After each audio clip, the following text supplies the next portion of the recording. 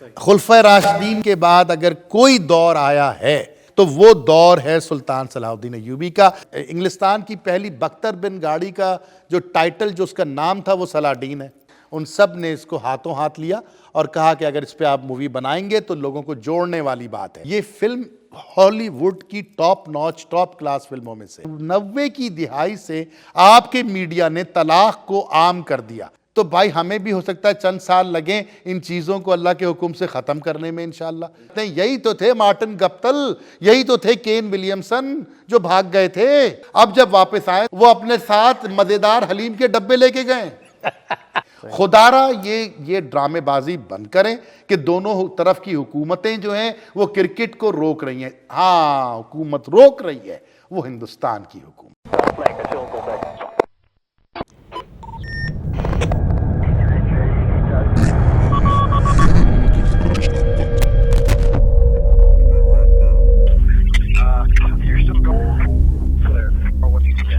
Hello, السلام علیکم، نمستے، نمسکار، یا علی مدد. امید کرتا ہوں کہ آپ تمام لوگ خیریت سے ہوں گے. This is Syed Ali with yet another session of the alien شو.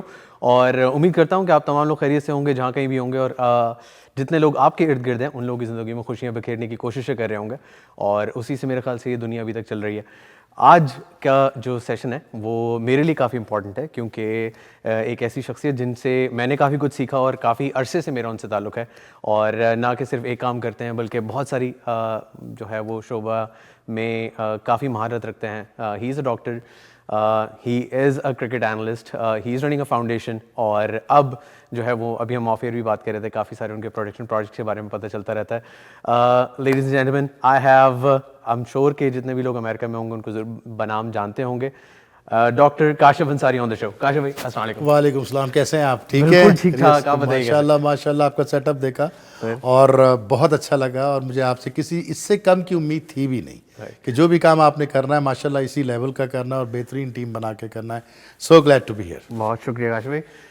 کاشف بھائی، زندگی میں کیا چل رہا ہے آج کل؟ آپ اتنی ساری چیزیں کرتے ہیں، آپ ڈاکٹر ہیں اور آپ ہاسپٹل بھی چلا رہے ہیں ماشاء اللہ، آپ فاؤنڈیشن بھی رن کر رہے ہیں، عمیر ثنا فاؤنڈیشن، تو اس کے بارے میں بھی آئیں گے. آج کل زندگی میں کہاں مصروف؟ یار اب اس وقت تو ہسپتال چونکہ نیا ہے تو اس میں زیادہ مصروف ہیں، لیکن ان تمام مصروفیات سے جو بڑھ کر مصروفیت ہے وہ سلطان صلاح الدین ایوبی جو ڈرامہ بن رہا ہے اس کے سلسلے میں صبح شام دن رات اس میں لگے ہوئے ہیں، کیونکہ الحمدللہ پروجیکٹ بڑا ہے اور ایک بڑا ٹاسک ہے. بس اللہ سے دعا ہے کہ اللہ کامیابی سے ہمکنار کرے. کوشش پوری کر رہے ہیں، باقی کامیابی اور ناکامی اللہ کے ہاتھ میں. انشاءاللہ انشاءاللہ. تو کیسے یہ سفر ہر جگہ کا کیسے طے کرتے چلے گئے؟ ایک ڈاکٹر سے فاؤنڈیشن کا سفر، یہ پہلے کس طرح آیا؟ پھر ہم کرکٹ کے بارے میں اور اس کے بارے میں بعد میں آئیں گے. بٹ اچھا خاصا لوگ، کافی سارے لوگ آپ کے بیچ میٹ بھی ہوں گے جو امریکہ آ کے صرف ڈاکٹر ہوتے ہیں اور اسی میں ریٹائر کر جاتے ہیں اور سیٹل کر جاتے ہیں اور زندگی ہنسی خوشی گزر رہی ہے. تو کیوں سمجھا کہ صرف ڈاکٹر نہیں رہنا اور کچھ؟ دنیا میں دو طرح کے انسان ہوتے ہیں، ایک وہ جو زندگی بھر ایک ہی کام کرتے ہیں، اور دوسرے وہ جو ایک زندگی میں سارے کام کرنے کی کوشش کرتے ہیں اور اس میں سے کوئی بھی ڈھنگ سے نہیں کر پاتے. تو اس میں ہمارا شمار ہوتا ہے دوسری کیٹیگری میں. اور ڈاکٹری تو بہرحال پاکستان سے ڈاکٹر بنے، یہاں کی جو بھی ٹریننگ وغیرہ تھی کینسر اسپیشلسٹ بنے، لیکن اس میں 99% جو رول رہا وہ میری ماں کی دعاؤں کا رہا. ورنہ ایسی کوئی چیز نہیں تھی میرے اندر جو وہاں پہ لاکھوں کروڑوں نوجوانوں میں نہیں تھی کہ جس کی وجہ سے میں کینسر اسپیشلسٹ بنا. اور الحمدللہ امریکہ کے بڑے انسٹیٹیوٹس میں میری تربیت ہوئی، ٹریننگ ہوئی، اس کے بعد کینسر سینٹرز بنے. لیکن جو میرا اصل پیشن ہے وہ کرکٹ ہے، اس میں کوئی دوسری رائے نہیں ہے.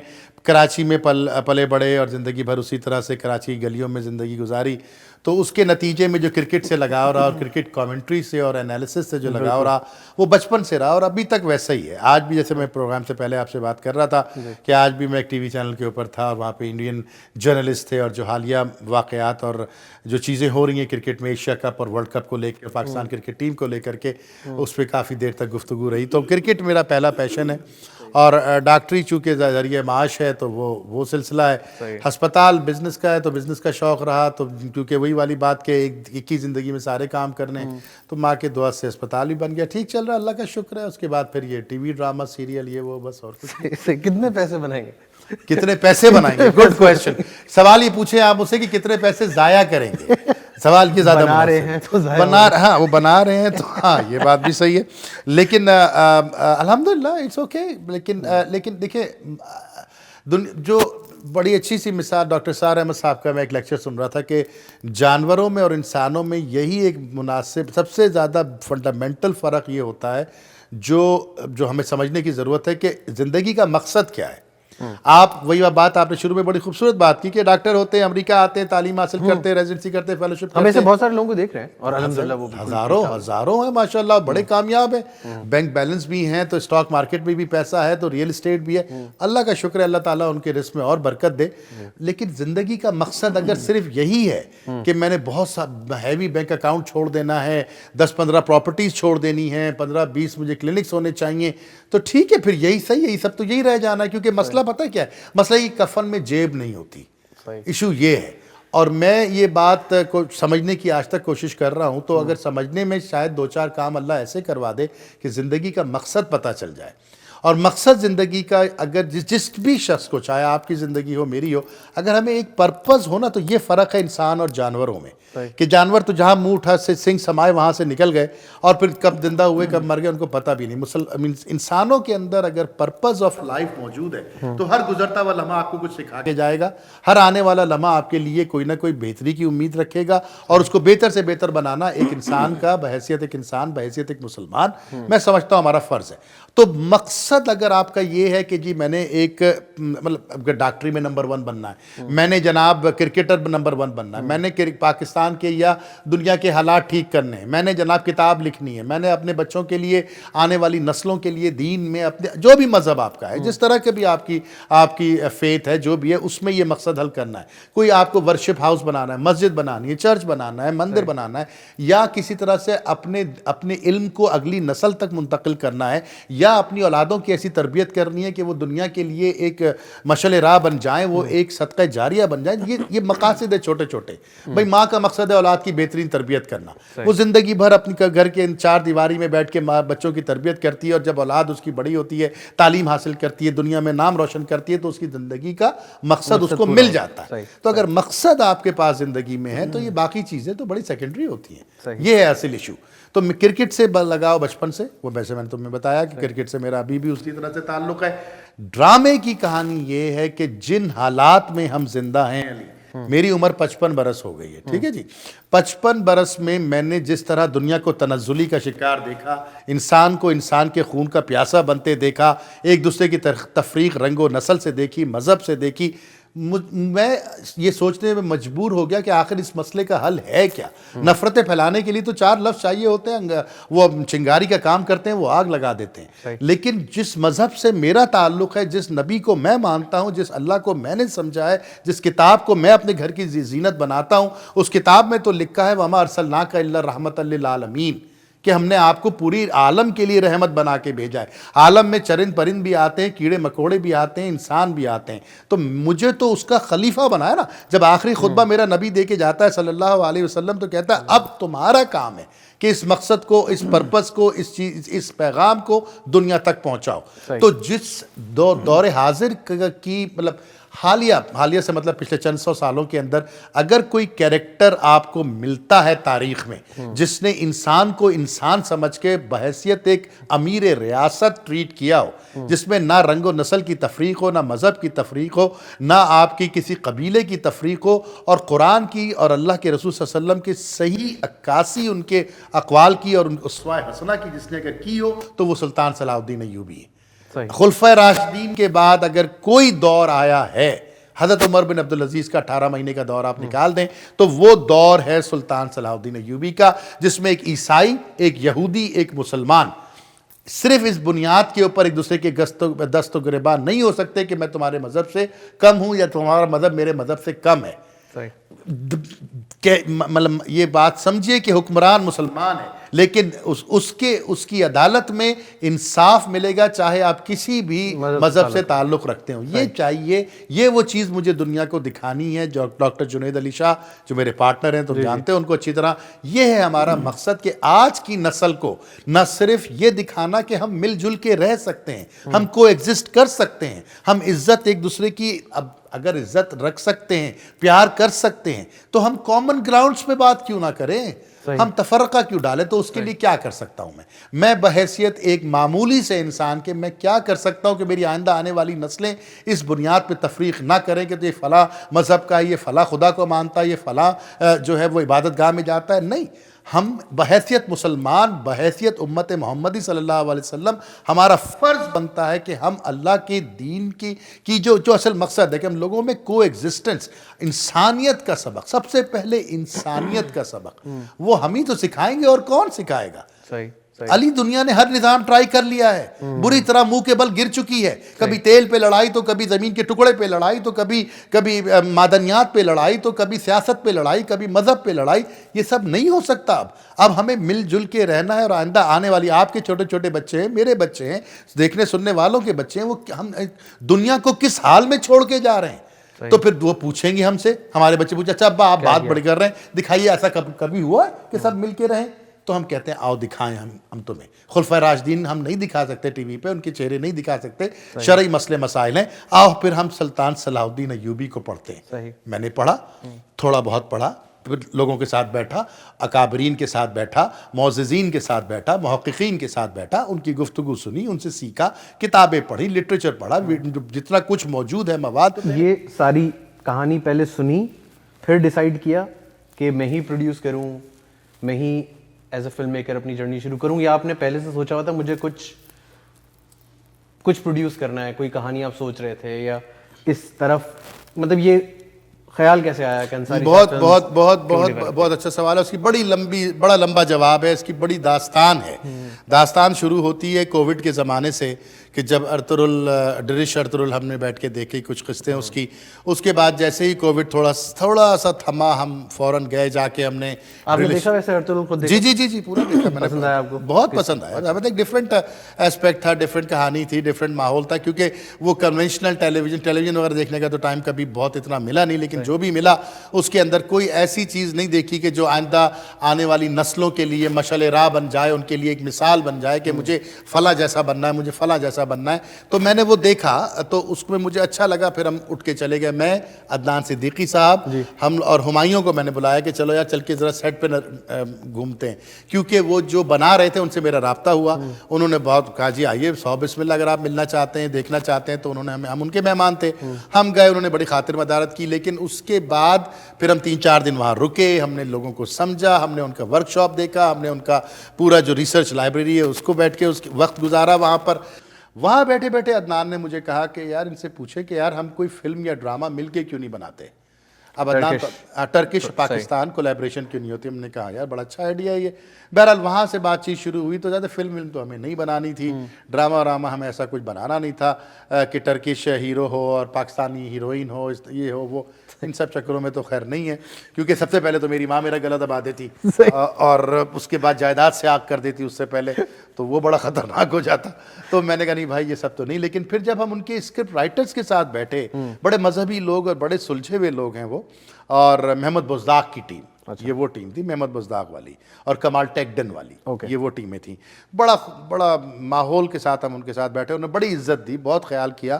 3-4 دن ہمارے ساتھ رہے. تو وہاں سے پھر ہم نے سوچا پاکستان اور ترکی کو ملا کے کچھ کیا جائے, کوئی ایک ایسا کیریکٹر ڈھونڈا جائے کہ جو دونوں قوموں کے لیے قابل صد احترام ہو.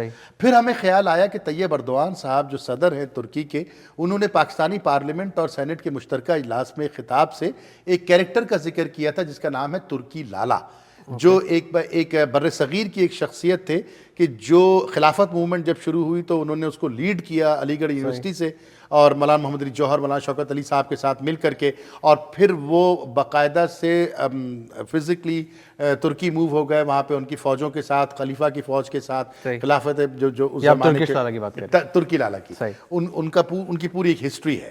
تو ہم نے وہ ٹاپک لیا, اس پہ بات چیت شروع کی.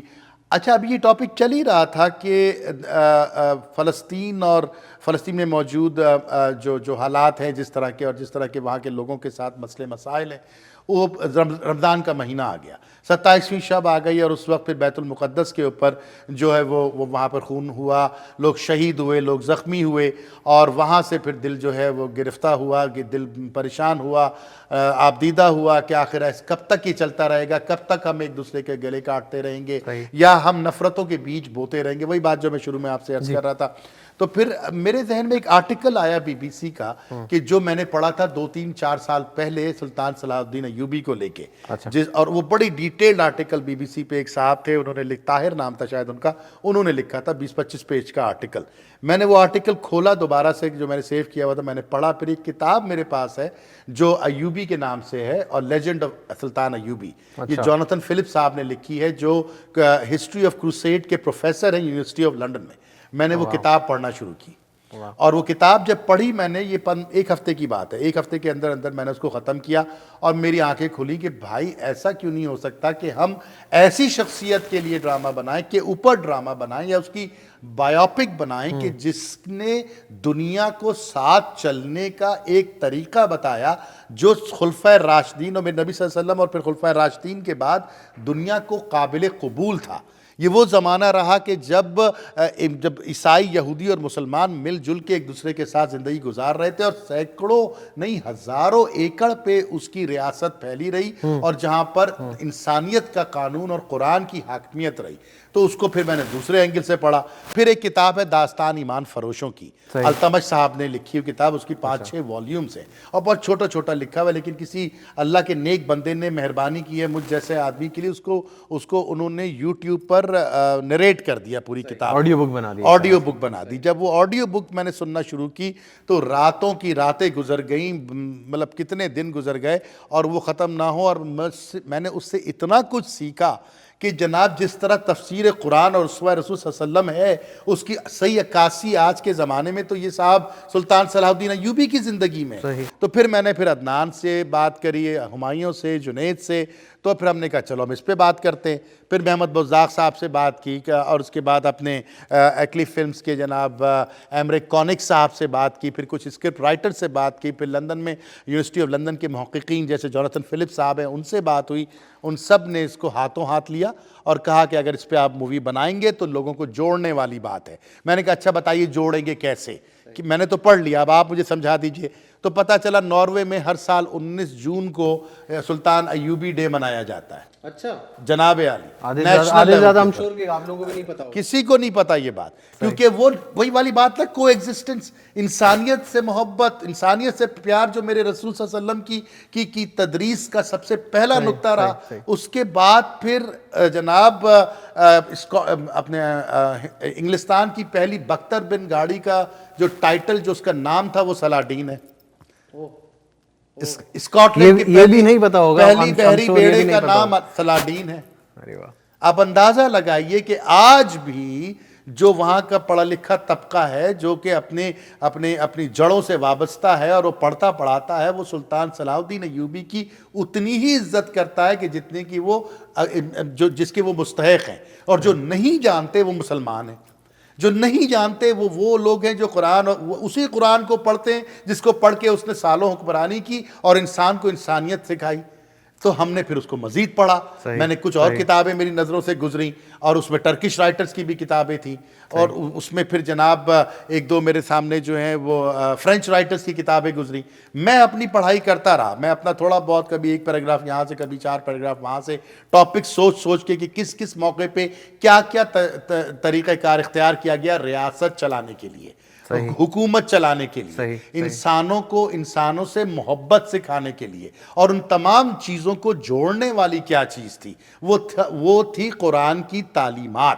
میں نے ہر موقع کے اوپر علی اس شخص کو ریفر ٹو قرآن دیکھا، فیصلے کرتے ہوئے، آگے بڑھتے ہوئے، پیچھے ہٹتے ہوئے، جہاں جہاں قرآن کا جیسے جیسے حکم رہا اس نے اس کو امپلیمنٹ کیا، اور اس کی شورا میں، اس کے قاضیوں کی فہرست میں، اس کے ججز کی فہرست میں وہ لوگ تھے کہ جن لوگوں نے صرف اور صرف جو آئین ہے اس قرآن کو بنا کر کے مسلمانوں میں، غیر مسلموں میں ریاست کے اوپر حکومت کری، اور ان حکومت کر کے انسان کو انسان سے پیار کرنا سکھایا۔ تو پھر ہم نے اس پیار کو آگے بڑھانے کا ٹیکہ اٹھایا کہ بھئی ہم کوشش کرتے، اگر اللہ نے ہمیں چن لیا ہے تو پھر ٹھیک ہے، کامیابی ناکامی اس کے ہاتھ میں، کوشش ہمارے ہاتھ میں، کوشش کے لیے پھر ہم اب لگے ہوئے، تقریباً کتنے 2 سال ہو گئے۔ تو کاشف بھائی، یہ جو پورا ریسرچ کا دور گزرا، ٹھیک ہے، عدنان بھائی کے یہ کہنے سے کہ اس پہ کچھ مل کے کام کرتے ہیں، اور یہ ایکچوئل میں فرسٹ کانٹریکٹ سائننگ کہہ لیں یا تحریری طور پر آپ لوگوں نے ڈیسائیڈ کر لیا، اس ریسرچ میں کتنا ٹائم لگا؟ 2 سال ہو چکے اس کام کو شروع کیے ہوئے۔ ریسرچ تو چلی جا رہی ہے، ریسرچ رکی نہیں ہے۔ پہلے 15 دن 20 دن جو فنڈامنٹل ریسرچ تھی اور مائنڈ میک اپ تھا وہ تو اللہ نے کرا دیا، ڈیسیجن ہو گیا تھا، وہ تو ڈیسیجن ہو گیا تھا، بنانا اسی پہ ہی ہے انشاءاللہ۔ اب کس لیول پہ بنانا ہے، پیسے کہاں سے آئیں گے، کون بنائے گا، کہاں بنے گا، اتنا تو سوچا ہی نہیں نا، سوچنے کا وقت ہی نہیں لگا، کیونکہ ٹاپک میرا تھا ہی نہیں، ٹاپک تو اللہ نے دیا نا کہ بھائی ٹھیک ہے فلاں ترکی لالا بھی بہترین ہے، ارطغرل بھی بہت اچھا ہے، عثمان کلوش عثمان بھی بہت اچھا ہے، لیکن یہ تمام مسلمانوں کو اور تمام انسانوں کو جوڑنے کا ذریعہ تو نہیں ہوگا شاید، یا آپ کی تاریخ کے اوپر روشنی تو ڈال دیں گے یہ ٹاپک، لیکن کیا یہ انسان کو انسان سے پیار کرنا سکھائیں گے جو قرآن کی فنڈامنٹل تعلیم ہے، جو رسول صلی اللہ علیہ وسلم کی زندگی کا مقصد رہا؟ تو شاید اس کا جواب نفی میں تھا۔ جب وہ نفی میں رہا تو پھر جب کیریکٹر آیا ایسا کہ جس نے 70-80 سال حکومت کر کے دنیا کو دکھایا کہ بھئی ہو سکتا ہے، آج بھی یہ ہو سکتا ہے، شہباز شریف صاحب، ڈونلڈ ٹرمپ صاحب، یا جو بائیڈن صاحب، یا جو بھی حکمران ہیں دنیا کے، پوٹن صاحب، آپ اگر پلٹ کے دیکھیں کہ کون سے سکسیسفل ماڈل دنیا میں آئے ہیں جس میں انسان کو انسان سے پیار کرنا سکھایا ہو، جس میں پڑوسی کے حقوق بتائے ہو، بیوی کی بات کی ہو، کہ بہنوں کی بات کی ہو، بیٹیوں کے حقوق کی بات ہو، تو وہ دور صرف اور صرف خلفۂ راشدین کے بعد سلطان صلاح الدین ایوبی کا رہا۔ اس کی چھوٹی سی مثال میں دیتا ہوں، ایک فلم ہے کنگڈم آف ہیون، میں چاہتا ہوں کہ وہ آپ نے یقیناً دیکھی ہوگی، اور آپ ضرور دیکھیں، آج رات دیکھیں، وہ امیزون پرائم کے اوپر موجود ہے، ڈائریکٹرز کٹ دیکھیے گا، اور اس میں ایک جملہ ہے کہ جو ان کا جو عیسائی کمانڈر ان چیف آ کر کے جیروسلم کی کنجیاں سلطان صلاح الدین ایوبی کے حوالے کرنے سے پہلے کہتا ہے، وہ کہتا ہے تمہیں یاد ہے پہلی کروسیڈ کہ جس وقت میرے باپ دادا نے جیروسلم کو فتح کیا تھا تو اس وقت کس قدر قتل عام ہوا تھا، اور ایک یہ جملہ اس نے فلم میں نہیں کہا لیکن چند روایات کے مطابق گھٹنوں تک خون تھا جیروسلم کی گلیوں میں، اس کی شاہراہوں میں، اس کے محلوں میں، اس کے گھروں میں، اس کے تمام شہر کے علاقوں میں۔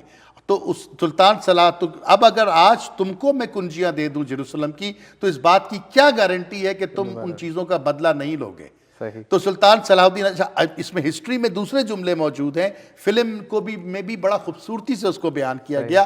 یہ فلم ہالی ووڈ کی ٹاپ کلاس فلموں میں سے ہے۔ اس میں وہ کہتے ہیں، سلطان صلاح الدین ایوبی کو کہتے ہوئے دکھایا گیا کہ آپ شاید بھول رہے ہیں، میرا نام سلطان صلاح الدین ایوبی ہے، اور اس ہسٹری کے جملے یہ ہیں کہ میں رسول صلی اللہ علیہ وسلم کا ماننے والا ہوں، اور جس وقت رسول صلی اللہ علیہ وسلم مکے میں داخل ہوئے تھے تو لوگ یہی سمجھ رہے تھے کہ وہی ہوگا کہ جو واپنی مکہ میں داخل ہوئے تھے فتح مکہ کے وقت، تو اعلان یہ کر دیا تھا کہ آج جو ابو سفیان کے گھر میں پناہ لے گا ان سب کو امان ہے، کہ خون بہائے بغیر مکے میں داخل ہوئے اور اس کو اسلامی ریاست کا حصہ بنایا۔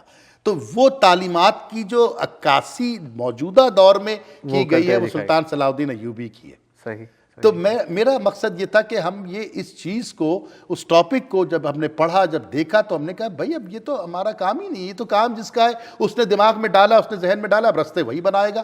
اور علی یقین مانے ابھی تو یہ سفر کا آغاز ہے، اور ان 2 سالوں کے اندر کیا کچھ نہیں ہوا ہے کبھی تفصیل سے بیٹھیں گے تو ہم بتائیں گے, لیکن اٹ از سم تھنگ کہ میرے آنے والی نسلوں کو اس سے سیکھنے کا انشاءاللہ موقع لگے گا.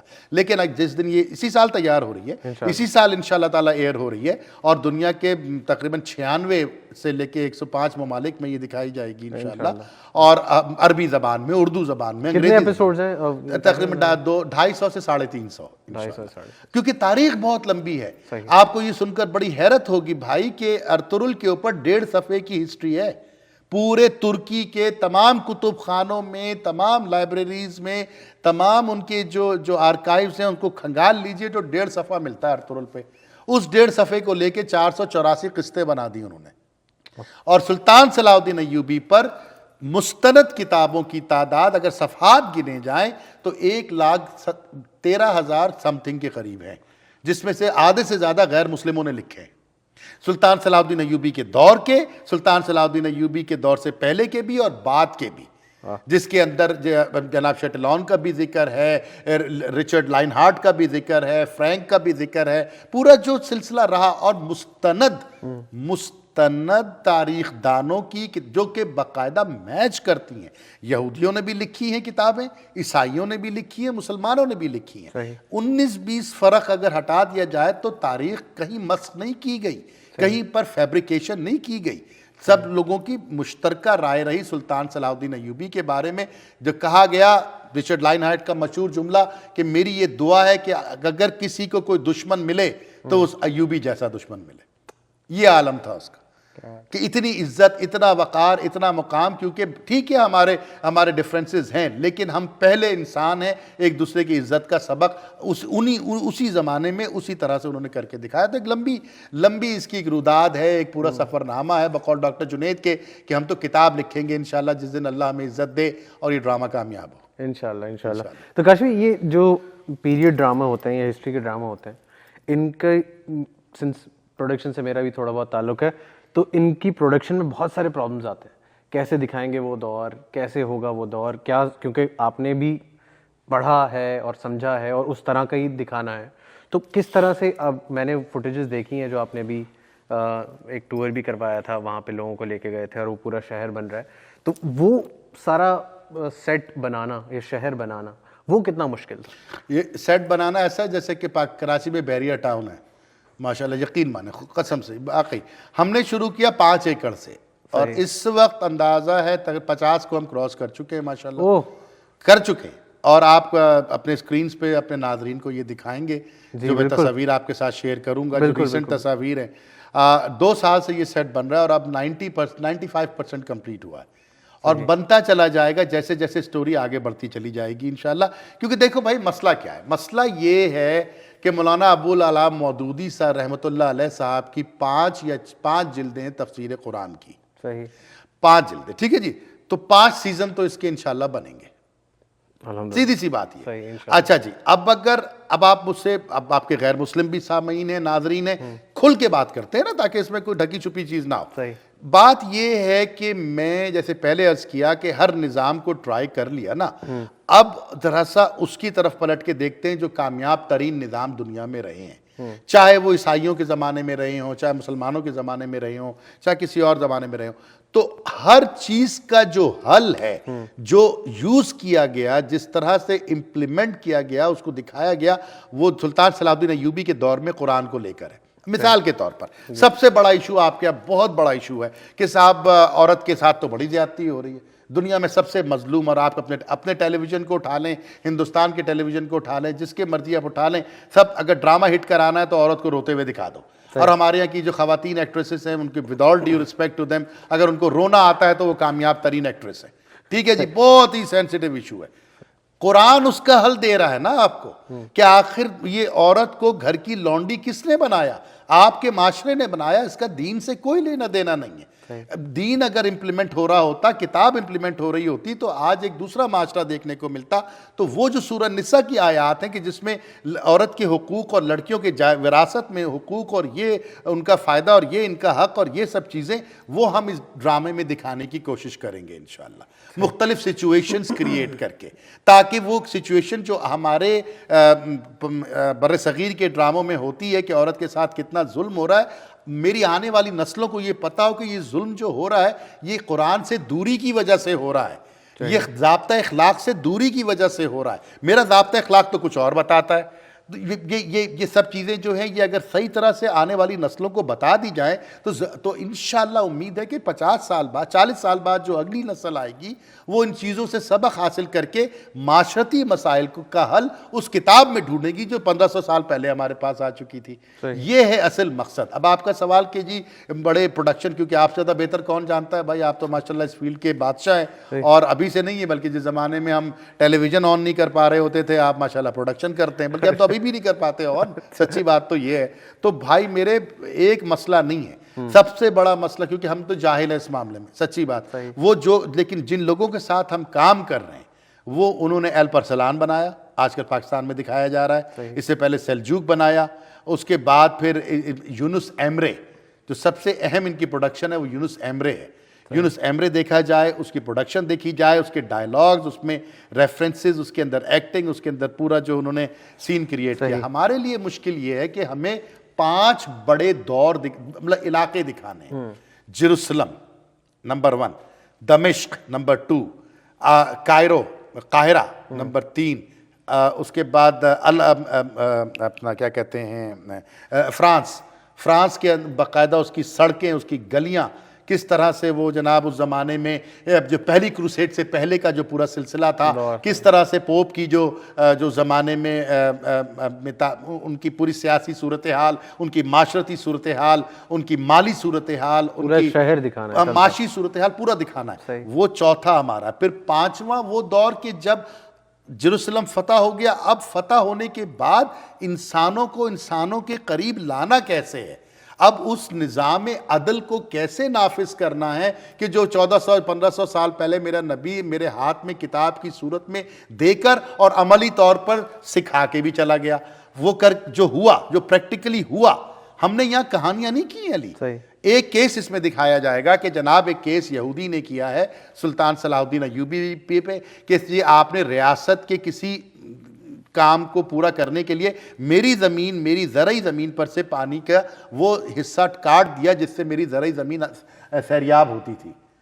اور وہ کیس چل رہا ہے عدالت میں, قاضی اس کیس کو سن رہا ہے, اس کا فیصلہ سلطان صلاح الدین ایوبی کے خلاف آتا ہے اور وہ اس کا جرمانہ بھرتے ہیں. اور یہ ہے, یہ کوئی داستان امیر حمزہ نہیں سنا رہے ہم, یہ ہے اور یہ ہو سکتا ہے, آج بھی ہو سکتا ہے. آج کے دور میں ایسی مثالیں نہیں ملتی ہیں تو ہماری اولادوں کو کون بتائے گا یہ؟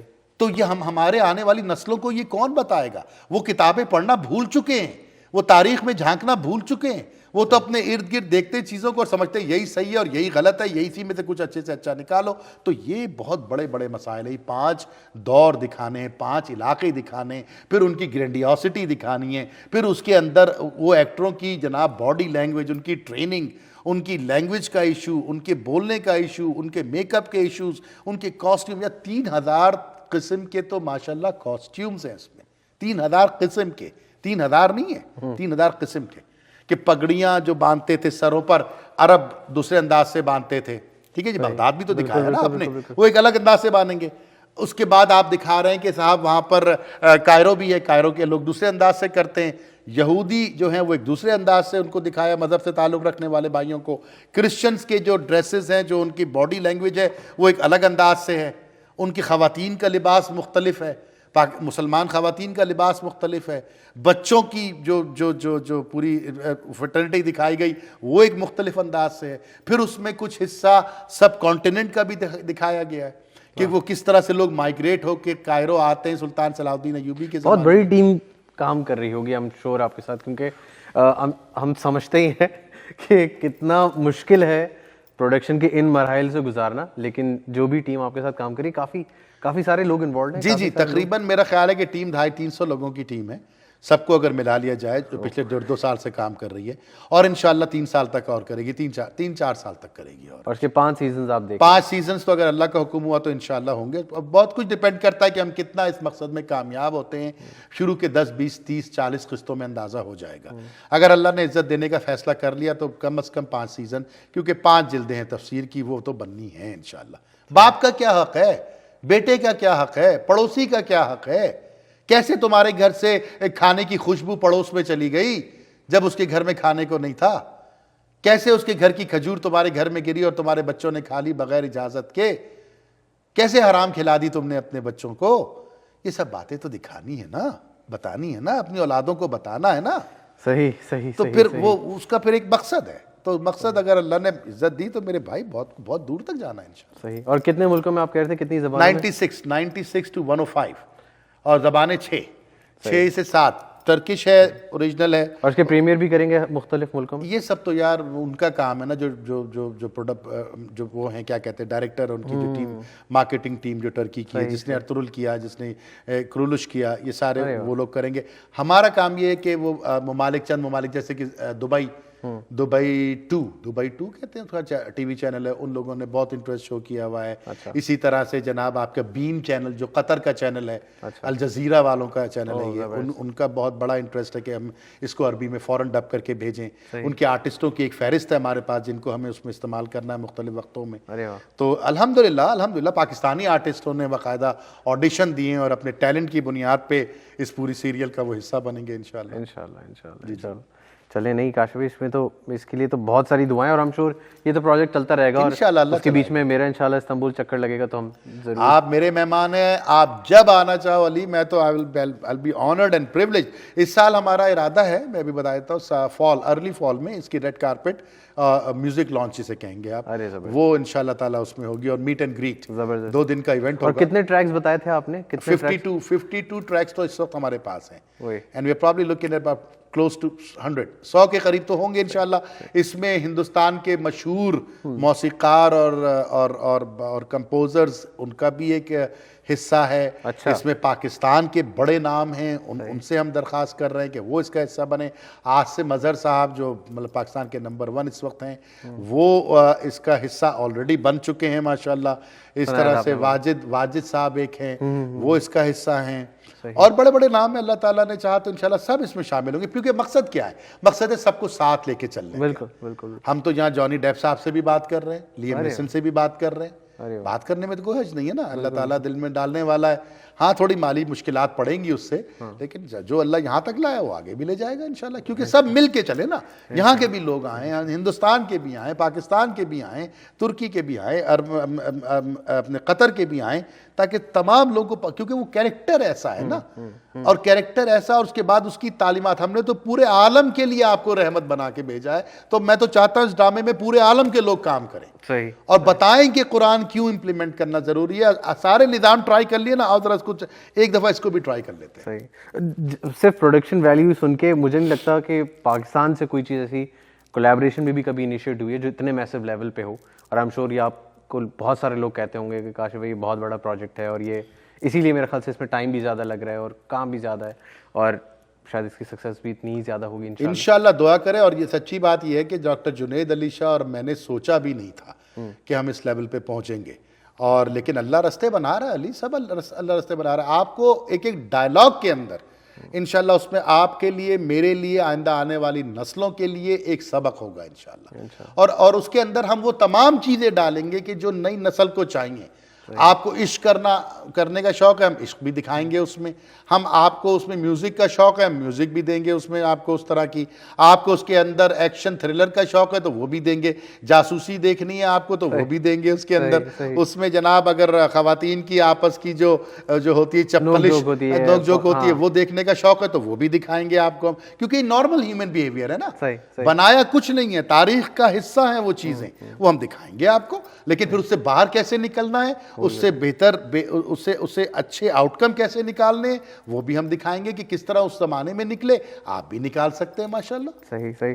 کاشف اتنے دوروں کی ہم بات کریں، اس سے پہلے میں کرکٹ کی بات کروں آپ سے، جب آپ پکا پاکستان ہر دوسرے مہینے جانا ہوتا ہے، کافی ٹریول کرتے ہیں جی، تو ان سب دور کو جب آپ پڑھ رہے ہیں کہ ایسا ہوا تھا اور اس طرح فیصلے ہوتے تھے، جب آپ اپنے ملک کی سچویشن دیکھتے ہیں پچھلے کچھ سالوں سے، کیا آتا ہے ذہن میں؟ دیکھیے مسئلہ ہے کہ ہمارا ملک کسی بھی تعلق میں، کسی بھی ریلیشن شپ کے اندر اگر بدنیتی ہے تو وہ ریلیشن شپ چند दिनों और चंद गजों की मोहताज रहती है। चाहे वो किसी का भी रिश्ता हो। कोई भी रिश्ता, किसी भी बदनीयती, किसी भी रिश्ते से बदनीयती के नतीजे में वो रिश्ता चलता नहीं है। चाहे वो मियाँ बीवी का रिश्ता हो, भाई बहन का हो, दोस्तों का हो, पड़ोसी का हो, रिश्तेदारों का हो, वो एक छोटे से अरसे के लिए बड़ी खूबसूरती से उसको निभाने की कोशिश की जाती है और उसके बाद रास्ते जुदा हो जाते हैं। यही कुछ हमने अपने मुल्क के साथ किया।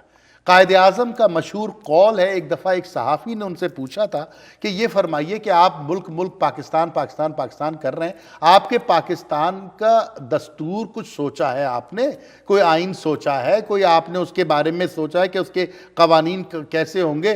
तो कायद आज़म ज़ेरे लब मुस्कुराए और मुस्कुरा के उसकी आंखों में झांक के देख के कहने लगे और बड़ी ज़ोरदार आवाज़ में, बड़ी बारोब आवाज़ में कि मुझे ज़रूरत नहीं है इसकी। तो वो घबराया सहाफ़ी, उसने कहा क्या मतलब ज़रूरत नहीं है? कह लगे जिस नारे के तहत पाकिस्तान का वजूद अमल में आ रहा है उस नारे की बुनियाद कुरान है, और जिस कुरान की मैं बात कर रहा हूँ उसमें सांस लेने से लेकर जिस्म से सांस निकलने तक के हर किस्म के मसले का हल मौजूद है। तो मुझे किसी आइन की ज़रूरत नहीं है। ये कायद आज़म के अल्फाज हैं उसमें। क्या तो ये कहने का मकसद ये कि जिस आदमी ने पाकिस्तान आपको दिनों रात मेहनत करके अल्लाह के हुक्म से बना के दिया, उसकी सोच ये थी अगर वो 10 साल और रुक जाते पाकिस्तान बनने के बाद तो आज वो दिन ना होते जो हम आज देख रहे हैं। तो जिस मुल्क का आइन उसके वजूद में आने के 30 साल बाद वजूद में आता है, उस मुल्क के अंदर इस तरह के मामला तो होंगे जो आप देख रहे हैं। लेकिन पॉजिटिव चीज़ भी मैं आपको दिखा दूं, जिस मुल्क में मैं और आप बैठे हैं इसमें औरतों को वोट देने का हक 100 साल पहले दिया गया है। इसके वजूद को 200 साल 300 साल हो चुके हैं। उसमें सफ़ेद और स्याह की तफरीक का आलम यह था कि हज़ारों लाखों रेस्टोरेंट्स के अंदर उन स्याह फाम बाशिंदों को जाने की इजाज़त मतलब मुश्किल से क्या चंद दहाइयों पहले की बात है, 70-80 साल पहले की बात है, उनको इजाज़त नहीं थी। डॉग्स, तौबा तौबा तौबा, dogs and blacks are not allowed, ये लिखा होता था रेस्टोरेंट के बाहर। तो ये वो तहजीब है जो 300 साल 400 साल पुरानी है, वो 70-80 साल पहले ट्रैक पे आई है या अभी तक आ रही है। आज भी आपके पास ब्लैक लाइव मैटर्स चलता है ना, क्योंकि आज तक वो जो जहनियत है और वो जो नफरतों के बीच बोए गए थे वो तासुब है। हर अब यहाँ तो फिर भी कम है जितना यूरोप के अंदर है। आप इंग्लिस्तान में जाके देखें, आप उनकी गलियों में महल्ले में बाकायदा से वहाँ पर माफियाज बनी हुई हैं मुख्तलिफ रंग व नस्ल के लोगों की, मुख्तलिफ मज़ाहिब के लोगों की। तो उसको ख़त्म होते होते टाइम लगेगा ना। तो यही कुछ पाकिस्तान के साथ है। नौमौलूद रियासत है जिसकी सिमत का तयन ही आज तक ना हो पाया कि क्या आप सेक्युलर हैं या आप अपने उस नारे के साथ जुड़े हुए हैं जिसकी बुनियाद पर आपने मुल्क हासिल किया कि सब तेरा मेरा रिश्ता क्या, ला इलाहा इल्लल्लाह। उस ला इलाहा इल्लल्लाह को छोड़ करके अगर आपने इधर उधर देखना शुरू किया और एक दूसरे और मफाद परस्तों के हाथ में आपके मुल्क की बागडोर लग गई, अशराफिया के हाथ में लग गई है, तो वो तो हर तरह का तजुर्बा आपके मुल्क पे चलाने की कोशिश करेंगे। तो ये मेरी फीलिंग है पाकिस्तान के लिए। सही। तो इसका अनकरीब आपको कोई हल नजर आता है? बिल्कुल बिल्कुल पॉजिटिव हल है, पूरा पॉजिटिव हल है। माशाल्लाह ये कौम जाग चुकी है, ये कौम जिंदा हो चुकी है, और चाहे आप कुछ भी कर लें अली, कुछ भी कर लें, इससे ज्यादा पस्ती आ नहीं सकती, इससे ज्यादा अंधेरा और इससे ज्यादा तकलीफ का दौर आ नहीं सकता जो पाकिस्तान में इस वक्त है। खास तौर पे पिछले 12 महीनों के दौरान जो कुछ हुआ है उसके बाद से कोई दूसरी राय नहीं है। तो अब अच्छे की तरफ ही जाना है। इस वक्त बिल्कुल घुप अंधेरा है लेकिन रोशनी की किरण नजर आ रही है। जिस तरह पिछले 2-4-6 महीनों में कौम ने अपने जिंदा होने का सबूत दिया है, मैं लिख के दे दूं कि इस कौम को दबाना और दबा के रखना बहुत दिनों तक मुमकिन नहीं होगा। बिल्कुल है, उम्मीद की बिल्कुल किरण है। सही।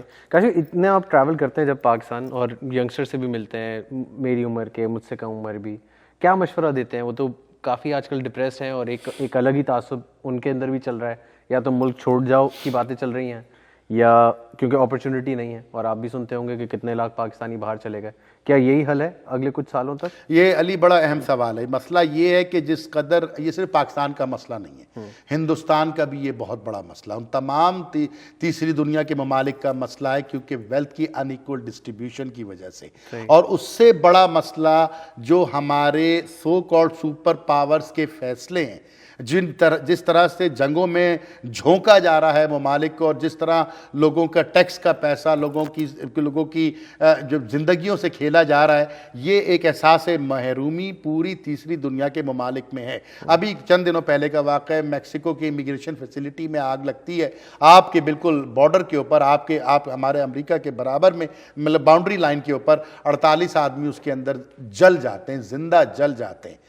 تو وہ لوگ ہیں جو کسی طرح سے امریکہ میں داخل ہونا چاہتے تھے. تو آپ کی بات کہ پاکستان سے آنے والوں کی تعداد میں اضافہ، اسی طرح سے پڑوس سے جس طرح ممالک سے، میکسیکو سے جس طرح سے لوگ مائیگریٹ کر رہے ہیں، جس طرح سے خاردار تاروں کے نیچے اپنے جسموں کو زخمی لہو لہان کرتے ہیں، جس طرح راتوں رات بارڈر پیٹرول سے چھپ چھپ کے آتے ہیں، جس طرح سے تارک وطن جو ہیں وہ یورپ میں جس طرح سے ہوتا ہے اور جناب دریاؤں میں اور سمندروں میں اپنی جانیں دے دیتے ہیں، جس طرح جرمنی میں داخل ہوتے ہیں، جس طرح انگلینڈ میں، یہ پوری دنیا کا ایک سسٹم بن چکا ہے کہ ان ایکول ڈسٹریبیوشن آف ویلتھ، اور اس کے بعد پاور کا ناجائز استعمال. امیر سے امیر ہوا چلا جا رہا ہے، غریب سے غریب ہو رہا ہے. یہ ہندوستان کا بھی مسئلہ ہے، چاہے وہ اڈانی گروپ ہو، چاہے وہ امبانی گروپ ہو، وہ دنیا کی ہر غلط کام سے ان کو وہ مبرہ ہیں، وہ امیون ہیں، ان کو کوئی انگلی نہیں اٹھا سکتا. یہی کچھ پاکستان میں ہوتا ہے، یہی کچھ بنگلہ دیش میں ہوتا ہے، یہی میکسیکو میں ہوتا ہے. ہر تیسری دنیا کے ملک کا مسئلہ یہی ہے. پھر آپ کہیں گے آپ اسی پہ آ گئے، آ جاؤ نا پھر مساوات کے اوپر، آ جاؤ نا اس نظام کے اوپر کہ جس کو جو تمہیں 1400 سال پہلے دیا، 1500 سال پہلے دیا. اسی لیے تو ایوبی بن رہا ہے نا. اب آئی بات سمجھ میں کہ دکھانا ہے، بتانا ہے.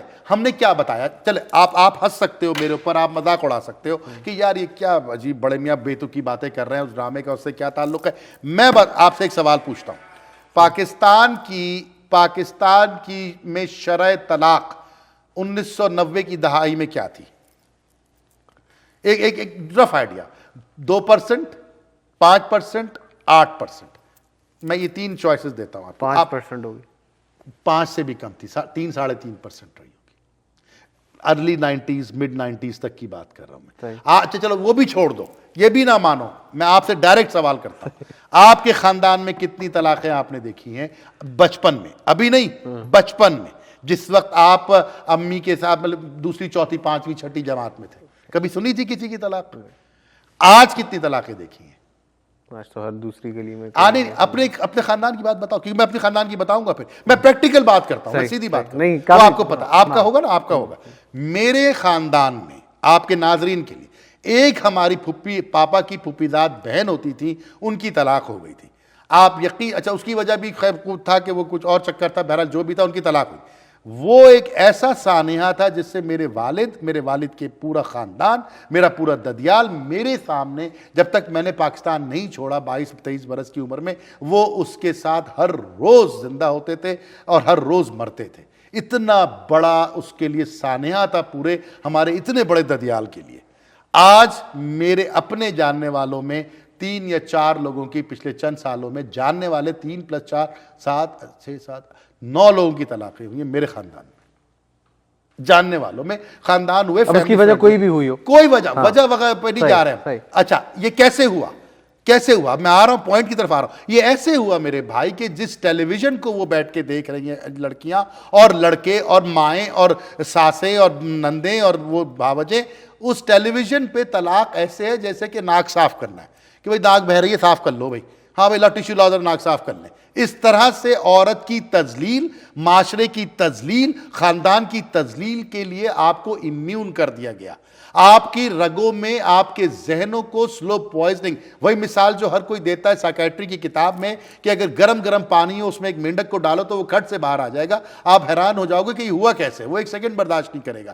لیکن اگر وہی پتیلی میں پانی ڈال کے مینڈک کو ڈالو ٹھنڈے پانی میں اور نیچے ہلکی آنچ لگا دو تو وہ آنچ اس میں گرم ہوتی رہے گی، ٹیمپریچر اتنا ہی ہو جائے گا، مینڈک اس میں بیٹھا رہے گا.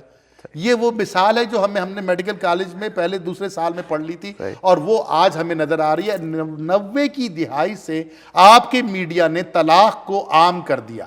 جس ایک چیز جس کی اجازت میرے اللہ نے دی ہے، مطلب بہت ہی تکلیف، بہت ہی ناپسندیدہ عمل میرے نبی کی اور میرے اللہ کی نظر میں ہے، وہ طلاق ہے. آپ نے اس کو امیون کر دیا نا اپنے معاشرے کو. ہر دوسرے گھر میں یہ لعنت ہے نا. تو جس میڈیا کو، جس چینل کو، جس سورس کو آپ نے یوز کیا اس چیز کو عام کرنے کے لیے، اس میں آپ کو لگے 20 سال.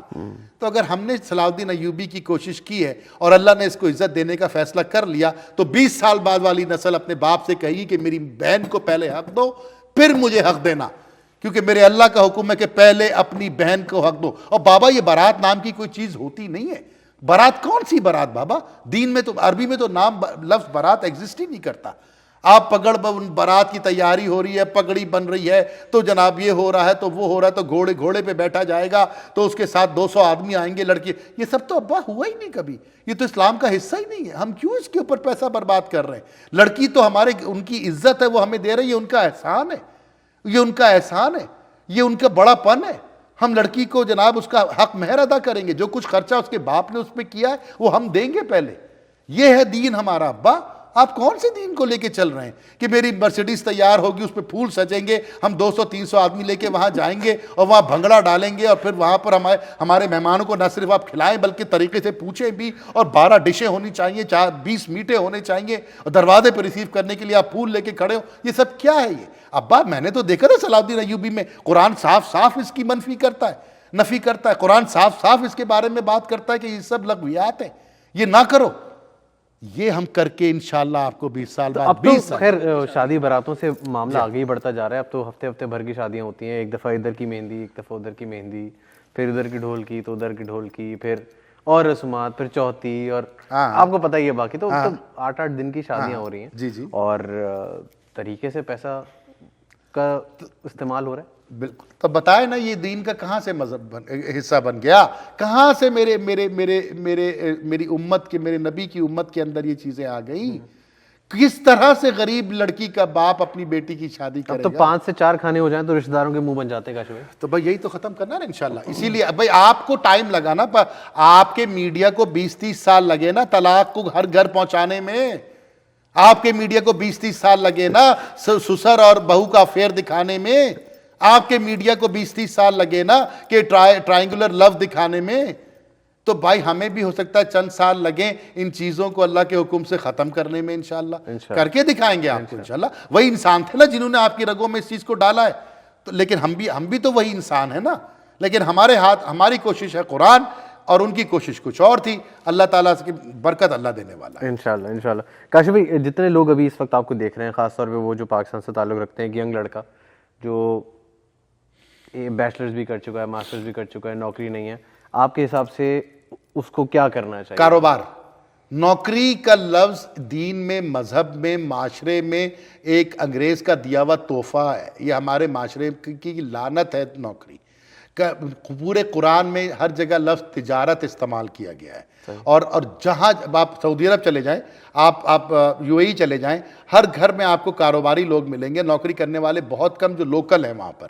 اس کی وجہ یہ ہے کہ چھوٹا سا کاروبار ہو, ٹھیلا ہو آپ کی جناب پان کی دکان ہو, آپ جناب انٹرنیٹ کی سروسز پرووائڈ کر رہے ہوں, آپ کچھ بھی کر رہے ہوں, آپ جب تک کاروبار نہیں کریں گے, جس چیز میں آپ ماہر ہیں, اب برکت کہ دنیا میں نوکری کرنے والے لوگ امیر نہیں ہوتے علی.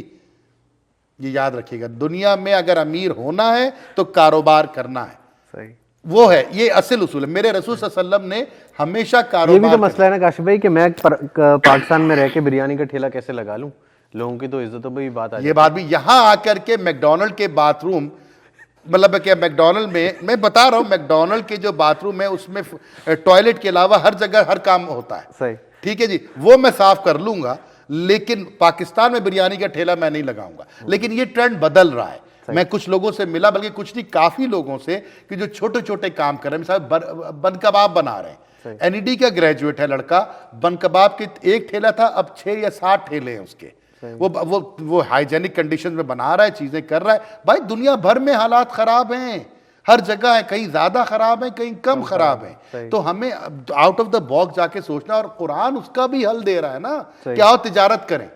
ہم تجارت کرتے ہیں, چھوٹی سی مثال کہ بھائی میں آپ کے گھر میں کام کرنے والیاں پرووائڈ کروں گا, یہ کاروبار ہے. ٹھیک ہے جی, میں ہوں انجینئر, ہاں جی میں نے سی اے کیا, میں آپ کے گھر میں کام کرنے والی پرووائڈ کروں گا. ایک چھوٹی, اب تو ماشاءاللہ سوشل میڈیا کا زمانہ ہے, اس پہ ویب سائٹ بنائیے, اس پہ آپ کیا ہوتا ہے وہ انسٹاگرام. میرا ایک دوست ہے, اس نے بلکہ ایک بڑی اچھی ایپ ہے ذریعہ, جن لوگوں کو نہیں پتا, وہ ذریعہ ایک ایپ ہے, آپ اپنے فون میں انسٹال کریں, اور اگر آپ گھر میں بیٹھی خاتون ہیں یا مرد ہیں یا جو بھی, آپ کے گھر میں نل خراب ہوا سے لے کر چھت گر گیا تک, اس کے اندر پلمبنگ کا بھی کانٹیکٹ ہے, سارے کام کرنے والیاں بھی ہیں, کوئی انڈے نیچے سے لا کے لا دے اس کی بھی سروس ہے. تو بہت بہترین کام ہو ہی رہے ہیں. بہترین کام کرنے والے موجود ہیں اور بہت طریقے کی آؤٹ آف دا باکس سوچنے والے. تو آہستہ آہستہ کریں گے ہم, انشاءاللہ کریں گے. ایک دفعہ فنڈامنٹلز درست ہو جائیں. صحیح. ہم ابھی تک فنڈامنٹل درست کرنے پہ کام کر رہے ہیں, اگر وہ ٹھیک ہو جائیں گے تو انشاءاللہ بہتری آئے گی بالکل آئے گی. صحیح. کاشی جتنے بھی ملک کے حالات اور خراب سے خراب ہو جائیں, ہم سب کے پاس, پاکستانیوں کے پاس خاص طور پہ, اور جتنے آپ لوگوں سے ملتے ہیں سب کے پاس ایک گن کے خوشی رہ جاتی ہے, وہ ہمارا کرکٹ. ٹھیک ہے, جس پہ آپ اچھا خاصا جو ہے وہ اپنا ایک رائے رکھتے ہیں. پاکستانی کرکٹ پہ تو ہم بعد میں آتے ہیں. ابھی جو ریسنٹ پی ایس ایل ہوا ہے, آپ اس پہ کیا سوچتے ہیں کہ پی ایس ایل گرو کر رہا ہے؟ پی ایس ایل بہت اچھا گرو کر رہا ہے اور اس کا سہرا نجم سیٹھی صاحب کو جاتا ہے. اسٹارٹ نجم سیٹھی صاحب نے لیا ہے, لیکن اس کو پاکستان لانے کا سہرا عمران خان صاحب کے سر جاتا ہے. پچھلا پی ایس ایل بھی بہت اچھا تھا جو رمیز راجہ صاحب نے کروایا, یہ بھی بہت اچھا تھا. میلہ ہوتا ہے علی, یہ تماشا ہوتا ہے. آؤ چلو, پہلے زمانے میں سرکس ہوتا تھا نا, سرکس موٹر سائیکل ایرانی, لکی ایرانی سرکس, یہ اس ٹائپ کا سرکس ہوتا ہے. یا آپ نے آئی پی ایل کی ٹکر کی چیز بنانے کی کوشش کی, سی پی ایل کی ٹکر کی چیز بنانے کی, آپ بنانے میں برانڈ کو کامیاب ہو گئے, اس میں کوئی دوسری رائے نہیں ہے. ہلا گلا ہوتا ہے, لیکن اس کا کرکٹ سے کوئی تعلق نہیں ہے. 2-4 لڑکے اگر آپ کو مل گئے تو مل گئے, نہیں ملے تو بھی چلو بھائی جو چل رہا ہے اسی سے چلنے دو. صحیح. اور جو ملے آپ نے ان کو افغانستان کی سیریز کھلا دی. اچھا, اب اگر آپ پرٹیکولر بات کریں تو بالکل ٹھیک کھلانی چاہیے ان لڑکوں کو, اور کھلا کر کے بہت اچھا کیا. انہوں نے محنت بھی کی, ان کو ناکامی بھی ہوئی, ان کو وہ نراش بھی ہوئے, اور اسی نراش ہونے سے, اسی ناکامی سے کامیابی کے راستے کھلتے ہیں. لیکن سوال یہ ہے کہ جو ٹیلنٹ آپ کو ملا, آپ اس کو گروم کتنا کر سکتے ہو.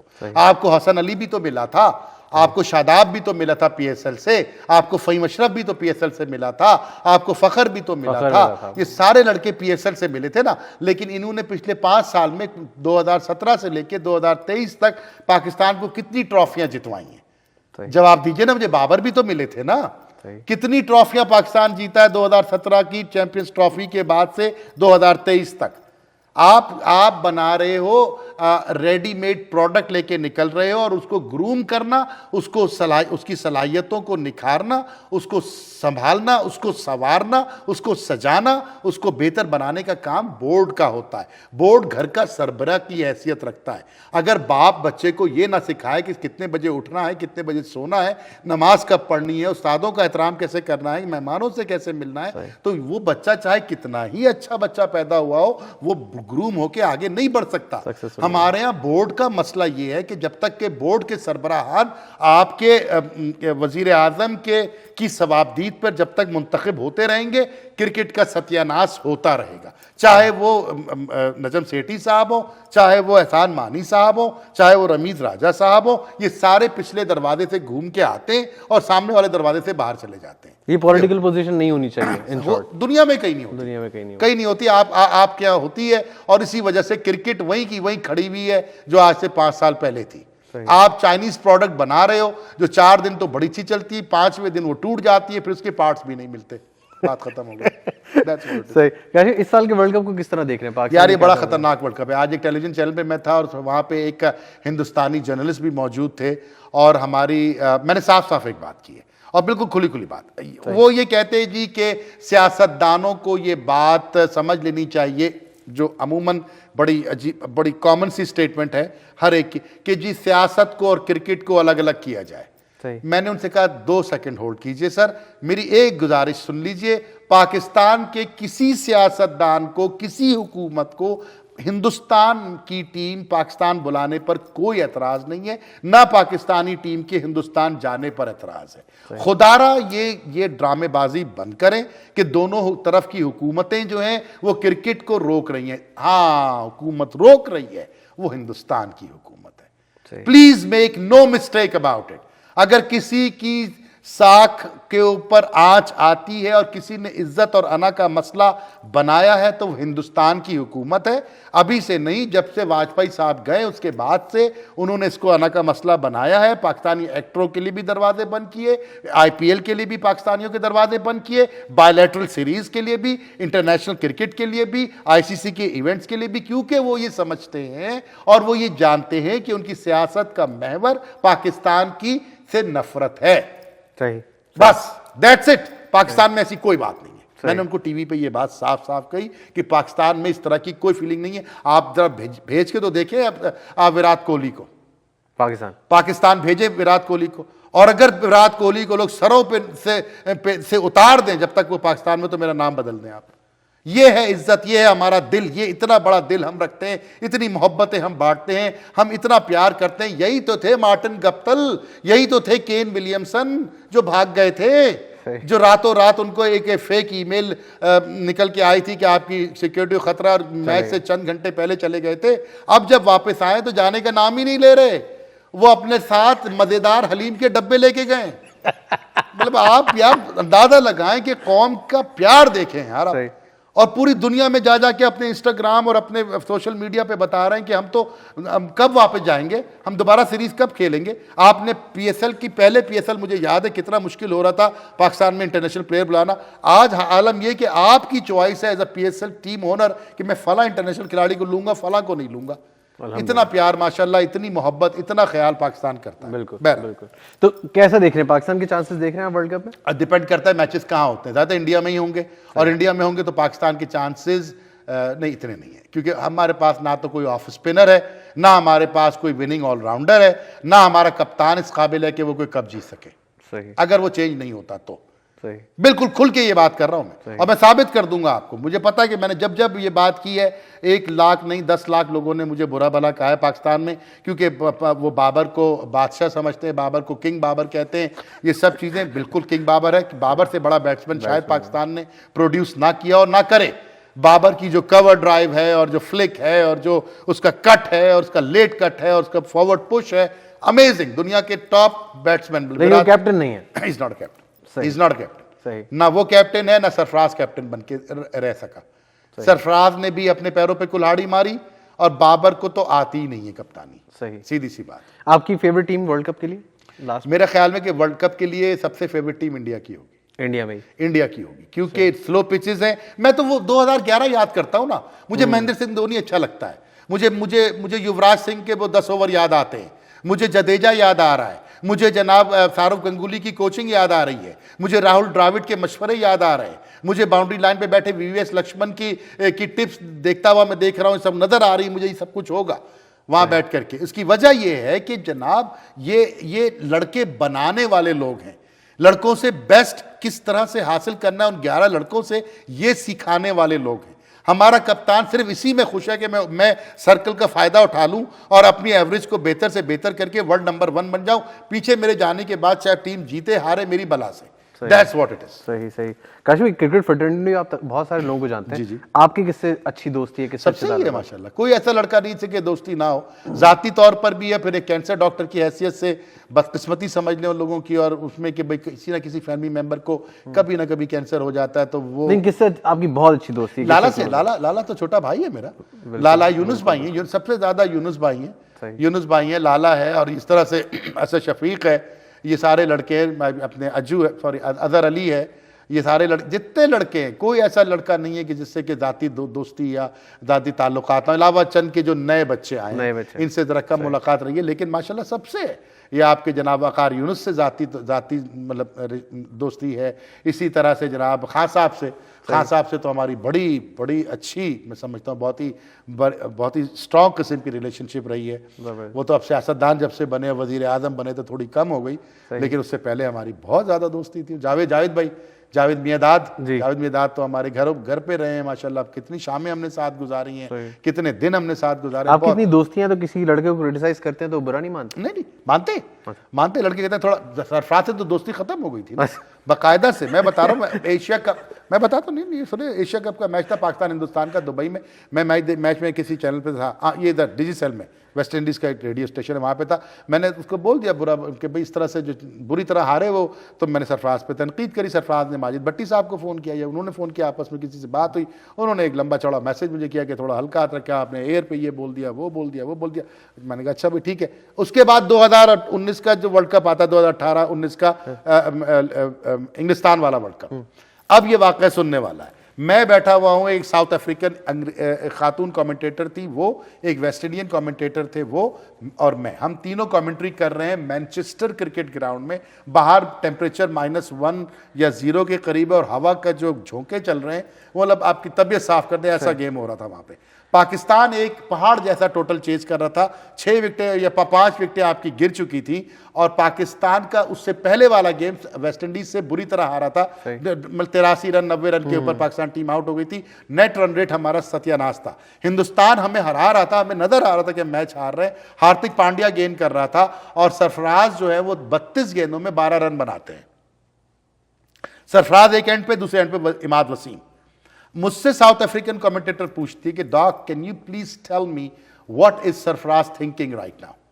If you tell me what is he thinking right now, I will put my head down and just watch him closely what he does. And if you don't have the answer, then make sure that you deliver the message in the dressing room that he doesn't play the next game. تو میرا جملہ اس میں یہ تھا کہ سرفراز is probably playing the last tournament of his life. And that is exactly what happened. کیونکہ 32 گیندوں میں 12 رن, اور دوسرے اینڈ پہ عماد وسیم ہر گیند کو بلہ گھمائے چلے جا رہا تھا کہ بھائی آؤٹ تو ہونا ہی ہے, ہم جیتیں گے تو نہیں مانچسٹر میں یہ والا گیم, ہم آؤٹ ہوں تو کم از کم نیٹ رن ریٹ پہ آ جائے گی بات اینڈ میں جا کے جب سیمی فائنلسٹ ڈیسائیڈ ہوں گے. کامن سینس کرکٹ کھیلو, وہ نہیں کرا انہوں نے. وہ دن اور آج کا دن آخری ٹورنامنٹ تھا ان کا, اس کے بعد سے وہ بیچارہ واپس نہیں آیا. جبکہ بہترین لڑکا, کراچی کا لڑکا, اچھا لڑکا, پیارا لڑکا, محبت کرنے والا لڑکا, عاشق رسول صلی اللہ علیہ وسلم ہے لڑکا, یہ پاکستان سے بہت پیار کرتا ہے, لیکن اپنی کیریئر کو تباہ کر دیا. ابھی آپ جاتے ہیں تو بات ہوتی ہے, اب بات ہوتی ہے کبھی کبھی, اچھا زیادہ نہیں, لیکن بہرحال اچھا بچہ ہے وہ, بہت چھوٹے بچے میں سے کیا آدمی بلا وجہ رنجش رکھے. لیکن باقی تمام لڑکے جتنے بھی اچھے لڑکے, وہاب ریاض کے والد میرے مریض رہے ہیں, شاہد آفریدی کے والد میرے مریض رہے ہیں, تو وہ سارے کے سارے کرکٹر جتنے بھی ہیں ہندوستانی کرکٹر سے بہت اچھی سلام دعا رہی ہے. اور جس طرح سے انہوں نے اپنے آپ کو بہتر, مائیکل ہولڈنگ ہے, ایئن بیشپ ہے, کورٹنی والش ہیں, یہ سارے مطلب ذاتی تعلقات ان کے ساتھ رہے. رکی پونٹنگ ہے آپ کے کے پی, کیون پیٹرسن ہے, یہ گریم ایلیٹ ہے نیوزی لینڈ والے, ان سب سے پرسنل دوستیاں رہی. لیکن مسئلہ یہ کہ دوستیاں صرف پاکستان کے لیے ہیں. سوال یہ کہ دوستیاں کیوں ہیں؟ دوستیاں اس لیے ہیں کہ ان کو یہ پتا چلے کہ میں ایک پاکستانی ہوں اور میری کرکٹ سے وابستگی پاکستان کے حوالے سے. ہم پاکستانی امبیسڈرز ہیں. بالکل. ہم جب ان کی محفلوں میں بیٹھتے ہیں وہ ہم میں دیکھ کر کے فوراً ان کو پاکستان یاد آتا ہے. تو ہم جہاں جائیں اپنے عمل سے, اپنے زبان سے, اپنے طور طریقوں سے پاکستان کا نام روشن کرنے کی کوشش کریں. چاہے بحیثیت ایک ڈاکٹر کے ہو, چاہے وہ بحیثیت ایک دوست کے ہو, یا پارٹی کر رہے ہیں, دوستی کر رہے ہیں, مووی دیکھ رہے ہیں, کرکٹ دیکھ رہے ہیں, اسٹیڈیم میں بیٹھے ہوئے ہیں, گھروں پہ بلایا ہوا ہے, دعوتیں ہو رہی ہیں, لیکن میں صرف اس لیے کر رہا ہوں کیونکہ میں پاکستانی ہوں اور میرے ملک کا نام اس کے ساتھ اٹیچ ہے. وہ اس طرح سے تعارف ہے میرا. خوبصورت. کاش بھائی بالکل آخر میں مجھے یہ بتائیے, سب دیکھ لیا آپ نے, from being a doctor to cricket analyst, اب ماشاء اللہ آپ اتنا زبردست کام کر رہے ہیں اور ملک کی اور خاص طور پہ دین کی خدمت کر رہے ہیں. زندگی کی کامیابی آپ کے حساب سے کس چیز میں, اور اسی پہ ہم ختم کریں گے. بالکل. سب سے امپورٹنٹ یہ کہ جس دن میں کامیاب ہو گیا اس دن میں اس کا صحیح جواب دے پاؤں گا. اور لیکن آپ نے جتنی بھی چیزیں کی ہیں ماشاءاللہ آپ کافی سکسیسفل ہیں. آپ کیا سمجھتے ہیں کہ زندگی کی کامیابی مجھ جیسے لڑکے کے لیے, یا بہت سارے اور جو ینگسٹرز لڑکے لڑکیاں دیکھ رہے ہیں کہ یہ کر لو تو میرا خیال سے اتنا تو بن ہی جائے گا, یا اتنی بہتری تو آنیسٹی, آنیسٹ ہارڈ ورک. یہ ایک لفظ اگر آپ کو یاد ہو, آپ جب میرے ساتھ کام کرتے تھے تو میں اکثر یہ لفظ استعمال کرتا تھا کہ آنیسٹ ہارڈ ورک. کامیابی ناکامی میرے اللہ کے ہاتھ میں. صحیح. تو کیا تم اپنے آپ کو ہلکان کر دو گے؟ میرا اللہ قرآن میں کہتا ہے میرے نبی صلی اللہ علیہ وسلم سے, ہلکان, کیا تم اپنے آپ کو ہلکان کر دو گے؟ ہدایت ہمارے ہاتھ میں. یہ میرا اللہ قرآن میں کہتا ہے. ٹھیک ہے, اس کا مفہوم اس طرح کمی بیشی اللہ معاف کرے. آپ نے اپنی بہترین ایماندار, اگر یہ ٹیبل صاف کرنی ہے نا, تو یہ ٹیبل صاف کرنے کے لیے میں صرف یہ کپڑا مار کے چلا گیا تو یہ ہارڈ ورک ہو گیا. ہاں, میں نے پورا کمرہ صاف کیا. اب اس کو میں یہاں پر کوئی ونڈیکس لگاؤں یا کوئی لیکوڈ لگا کے اس کے دھبے اتاروں, اس کے اندر کچھ نہیں دھبا اتار رہا تو کچھ اور لے کے آؤں, کسی اور چیز سے صاف کروں, اور جب تاکہ مالک جب کمرے میں داخل ہو تو اس کو دھبا نظر نہ آئے, تو اس کے ذہن میں فوراً آئے گا کہ اس کمرے کو صاف کس نے کیا تھا. اچھا, فلاں نے کیا تھا. اچھا, اس کا مطلب ہے کہ وہ ٹرسٹ وردی ہے, وہ محنتی ہے, ایمانداری سے محنت کر رہا ہے. دنیا میں کوئی بھی کام آپ کریں, डॉक्टरी का भी काम करें, आप बिजनेस का करें, आप अकाउंटिंग का करें, आप मार्केटिंग का करें, अगर ईमानदारी से मेहनत आप कर रहे हैं तो बरकत देने का वादा मेरे अल्लाह ने किया है। जहां ईमानदारी नहीं होगी, नीयत साफ नहीं होगी, शविंग अंडर द कारपेट होगा, वहां पर आपकी ज़िंदगी के तमाम मकासद में नाकामी हमारा और आपका मुकद्दर बन जाएगी। क्या खूबसूरत बात। काशिफ भाई, मेरे ख्याल से ये अब तक का हमारा सबसे लंबा सेशन है अच्छा, और मैं एक्सपेक्ट भी ये कर रहा था, बट बहुत शुक्रिया आपका आने का और इतना खुल के बात करने का। मेरे ख्याल से आपसे बहुत अरसे बाद मौका मिला, बट अच्छा हुआ कि हमने इसको इस सेशन के अंदर रिकॉर्ड किया, क्योंकि काफ़ी सारा कुछ आपसे दोबारा सीखने मिला और हम श्योर कि इंशाल्लाह आपसे हम सीखेंगे और इंशाल्लाह ताला आपसे इस्तांबुल में मुलाकात होगी। इंशाल्लाह इंशाल्लाह। अपना बहुत ख्याल रखिएगा। बहुत शुक्रिया, thank you so very much. Thank you very much. जितने भी लोग देख रहे हैं, अपना और अपने इर्द गिर्द वालों का बहुत सारा ख्याल रखें, उन लोगों का ख्याल रखें वो देखते हैं आपकी तरफ प्यार से और चाहते हैं कि आप भी देखें उनकी तरफ उतनी ही ज़्यादा प्यार से, क्योंकि ये दुनिया जो है और ये ज़िंदगी जो है वो बहुत छोटी सी है। ये सब हम मानते तो या पढ़ा तो बहुत ज़रूर है, लेकिन जब आप अपने आसपास किसी को गुजरता हुआ देखते हैं तो मेरे ख्याल से इस बात की रियलाइजेशन हो जाती है।